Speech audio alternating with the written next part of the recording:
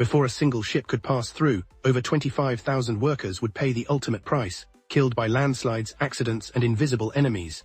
This is the untold story of Panama Canal. Before 1914, ships traveling from New York to San Francisco had to sail around the entire South American continent, a journey of 13,000 miles taking months.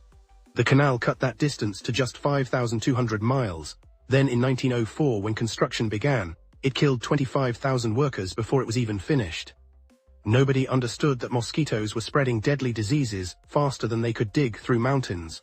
The French tried first in the 1880s under Ferdinand de Lesseps, the man who built the Suez Canal. They failed spectacularly. Disease spread through the camps like wildfire. Yellow fever made workers vomit black blood before dying. Malaria caused endless fever and delirium. Hospitals became morgues. Coffins were shipped to Panama faster than construction materials. The French abandoned the project after losing 22,000 lives and going bankrupt. Americans took over in 1904 but faced the same nightmare and the same killer diseases. Workers called Panama the graveyard of the tropics.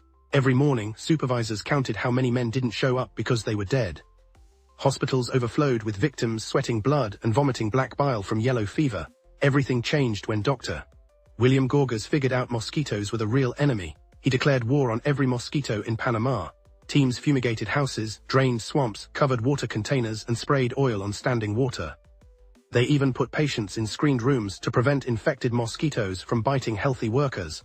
The mosquito campaign worked. Death rates plummeted from 176 per thousand workers to just 6 per thousand. With disease controlled, 75,000 workers could finally focus on moving 268 million cubic yards of dirt and rock. Construction finally moved forward. The engineering was equally insane. They had to blast through mountains, build massive locks, and create an artificial lake.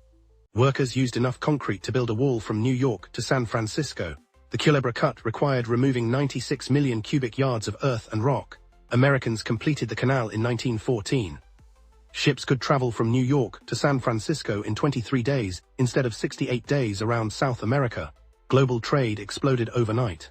When it opened in 1914, the first ship to officially transit was the cargo vessel Ancon. The toll was 90 cents. Today, some ships pay over $400,000 to cross. The canal handles 6% of global trade. Today, 14,000 ships pass through annually, generating billions in revenue to Panama. The canal that required conquering death itself now quietly powers global commerce.